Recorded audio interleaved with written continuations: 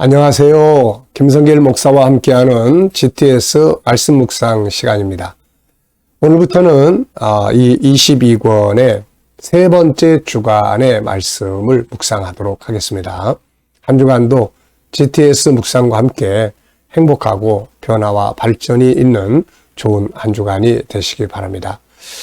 지금 우리가 7월, 8월은 예수님께서 가르쳐 주신 말씀의 대표적인 내용들이 담겨져 있는 산상수훈을 묵상하고 있습니다. 산상수훈 속에는 예수님께서 다뤄주신 여러 가지 주제가 나옵니다. 그런데 이제 7, 8월이 9주간이기 때문에 전체 주제를 다 다루진 못하고 몇 개의 주제는 빠져 있습니다. 그리고 이제 그 중요한 주제들을 중심으로 9번 주제를 나눴습니다. 첫 번째 주간에는 첫 번째 주제, 팔복. 두 번째 주간에는 소금과 빛. 그리고 이제 그 다음에 이제 나오는 것이 이제 주제가 또 하나 있어요. 그게 뭐냐면은, 율법과 선지자의 글. 이 말씀은 영원하다. 내가 이거 이루려고 왔다. 하는 이제 요게 있는데, 요건 이제 뺐습니다. 계속 이어서 보실 분들은 또 읽어보시고요. 그리고 나서 이제 그 다음 주제가 살인하지 말라. 그러면서 예수님께서 이 살인죄에 대해서 보완을 하셨는데 그게 뭐냐면은 바로 언어살인이에요. 언어살인은 옛사람에게는 살인하지 마라. 심판받는다 했지만 나는 너에게 이렇게 말한다. 그것은 너희가 형제에 대해서 분노하거나 또 형제에 대해서 뭐 나가라 욕을 하거나 미련한 놈이다. 이렇게 무시하는 말을 하면은 지옥불에 들어가게 된다. 그러니까 예수님의 살인죄는 굉장히 강화된 거예요. 근데 이게 요즘에는 너무 딱 맞는 말씀이에요. 실제로 사람을 뭐 이렇게 칼로 찔러서 죽이는 경우보다도 언어 때문에 사람을 죽게 하는 경우가 많거든요. 뭐 댓글, 그 다음에 또 직접적인 언어 폭력, 왕따의 언어들. 그래서 예수님께서 이 언어 폭력이 곧 살인죄와 같다. 이거는 오늘 현대에 너무나 딱 맞는 말씀이에요. 그래서 이번 주간에 우리가 행여라도 언어 폭력을 사용하고 있다면은 좋은 말, 선한 말들을 사용할 수 있는 그런 기간으로 만들어 보셔서 죽이는 게 아니라 사람을 살리는 삶을 살아볼 수 있게 되시기 바랍니다. 자, GTS는 항상 말씀드립니다만은 두 가지 목적을 가지고 만들어졌어요. 하나는 우리들의 신앙 발전과 영감입니다. 그 다음에 또 하나는 재능 개발이에요. 삶의 현장에 변화 발전을 주는 시스템입니다. 아이들은 학습, 공부를 잘할 수 있는 시스템이에요. 그래서 총 5-7 플러스 2라고 하는 내용이 들어있습니다. 5는 그림 분석이에요. 이걸 통해서 집중력이라든지 뭐 기억력 이런 것들을 강화시키는 거고, 그 다음에 7은 월화수목 금토일의 7가지 주제입니다. 이건 우리가 매일매일 그 주제에 맞게끔 살아가게 하는 것이고, 또 하나는 이제 분석입니다. 그래서 이렇게 표를 만들어 드렸죠. 분석 안에다 주제를 놓고 공부면 공부, 경제면 경제, 가정이면 가정, 관계면 관계, 모든 것들을 다 분석할 수 있도록 했습니다. 그래서 그런 거 잘 활용을 하셔서 변화와 발전 만들어 갈 수 있기 바랍니다.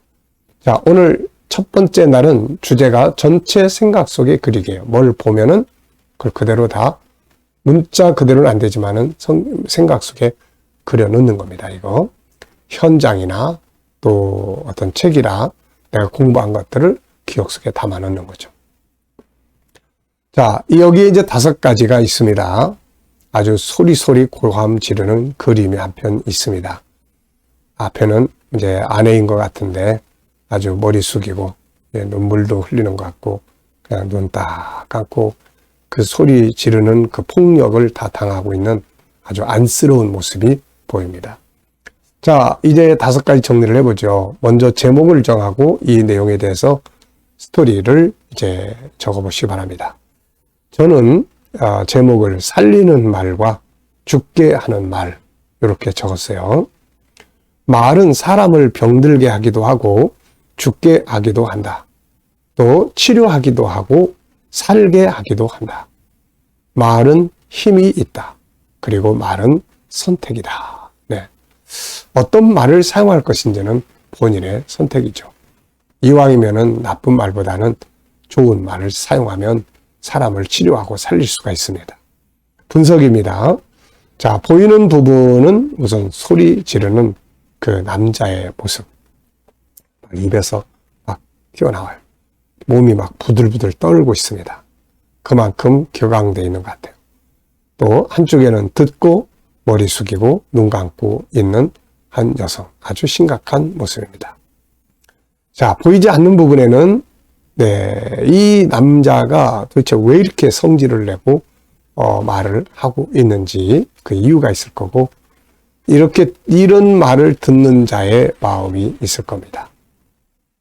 아유, 죽고 싶다. 언어 폭력을 듣다 보면은 막 죽고 싶다. 이런 생각이 들 때가 있죠. 또 결과가 있습니다. 세 번째입니다. 중요한 거 찾기예요. 오늘도 하루 일과나 우리의 삶에서 항상 중요한 게 뭔지, 가장 중요한 게 뭔지를 생각해 보시기 바랍니다. 여기서 이제 가장 중요한 것은 좋은 언어, 살리는 언어를 사용하자. 이렇게 전 적어봤어요. 사람을 이왕이면 위로할 줄 아는 언어, 치료할 줄 아는 언어, 얼마나 좋습니까? 자, 네 번째는 이제 연상법 훈련입니다. 연상법을 훈련할 때는 항상 네 가지로 하시면 돼요. 하나는 이 그림을 한번 그대로 눈 감고 떠올려 보세요. 이 소리 지르고 있는 이 남자의 모습, 그리고 옆에 앉아서 다 들으면서 심각하게 앉아있는 여인의 모습. 그리고 그림자까지 그려져 있습니다. 몸을 부들부들 떨고 있는 모습을 떨리는 표시를 해놓은 것도 있고요. 자, 두 번째는 이 그림과 관계된 성경의 말씀을 한번 생각을 해보시기 바랍니다. 성경을 또 기억해 보는 거예요. 저는 잠언 12장 18절, 치료하는 말, 병들게 하는 말. 마태복음 5장 21절, 22절, 본문, 언어폭력이 살인과 같다. 에베소 4장 29절, 바울이 말한 대로 더러운 말은 입 밖에 내지 말고 듣는 자들이 은혜를 끼치게 하라 하는 말. 잠언 18장 21절, 언어 때문에 언어는 말은 살리기도 하고 죽이기도 한다. 그리고 세 번째는 이제 나와 관계된 이 그림과 관계된 나의 삶을 한번 생각을 해보죠. 혹시라도 내가 했던 말들 때문에 내 또 집사람, 아내, 옛날에 많이 그랬을 것 같아요. 아마 이 언어 때문에 상처를 받게 했던 그런 부분들. 서로 또 가족 간에, 부모 자식 간에, 또 동료들 간에 이런 언어 폭력이 있었는지 내 삶을 한번 또 생각을 해봅니다. 자, 그리고 이제 아이들은 여기서 또 수학 공식을 한번 또 이제 봐야죠. 인생은 더하기 빼기입니다. 알고 보면 좋은 말 더해주면 살고 나쁜 말 더해주면 죽게 되고 이렇게 되는 거죠. 그래서 비교도 있고 이 그림, 짧은 그림 속에도 다양한 수학 공식들이 들어있으니까 우리 아이들은 이 속에서 수학을 꼭 찾아보고 생각해보는 시간 만들어 보십시오. 다음은 상상력 키우기입니다. 이 그림 가운데 두고 앞에 그림, 뒤에 그림. 앞에 그림은 저는 사이좋게 사는 부부의 모습. 그러다가 문제가 생겨서 막 이렇게 소리 지르는 장면. 다음 그림은 두 개의 그림을 그릴 것 같아요. 하나는 서로 화해하는, 이 남자가 미안하다고 그러고 화해하는 그림. 또 하나는 아예 그냥 갈라지는 그림. 여성이 보따리 싸질머지고 나가버리는 그런 그림. 이왕이면 화해하는 그림이 좋죠. 자, 미래를 어떻게 살고 싶은가요? 그렇다면 지금 무엇을 해야 할까요? 자, 미래의 비전을 또 생각해보고 또 오늘 이걸 이루기 위해서 지금 해야 될 게 뭔지 한번 또 생각을 해보십시오. 자, 마태복음 5장 21절로 24절입니다. 옛사람에게 말한 바 살인하지 말라. 누구든지 살인하면 심판을 받게 되리라 하였다는 것을 너희가 들었으나 나는 너희에게 이르노니 형제에게 노하는 자마다 심판을 받게 되고 형제를 대하여 나가라는 자는 공회에 잡히게 되고 미련한 놈이라 하는 자는 지옥불에 들어가게 되리라. 그러므로 예물을 제단에 드리려다가 거기서 내 형제에게 원망 들을 만한 일이 있는 것이 생각나거든 예물을 제단 앞에 두고 먼저 가서 형제와 화목하고 그 위에 와서 예물을 드리라. 아멘. 자, 오늘도 감사한 일 적어보겠습니다. 어제 하루를 지나시면서 감사한 것들이 무엇인지 한번 적어보시고요. 오늘 하루를 시작하면서 감사로 또 시작을 해야 되죠. 그래서 감사할 일들 적어보시고 미래를 생각을 해볼 때 또 감사해야 할 일들을 적어보십시오. 미래 비전이 있는 사람들은 비전이 이루어질 것을 믿고 또 감사해보고요. 자, 오늘의 주제는 전체 생각 속에 그리기예요. 오늘 말씀을 생각 속에 내용을 다 담기 위해서 몇 가지 필요한 내용들이 있습니다. 시작과 끝을 기억하는 거, 구조 정하고 스토리텔링, 그리고 제목 정하고 이렇게 하면은 뭐가 됐든 간에 내용을 내 안에 담을 수가 있습니다. 자, 오늘 본문은 시작 부분은 옛사람에게 말한 바 살인하지 말라 이렇게 시작이 되죠.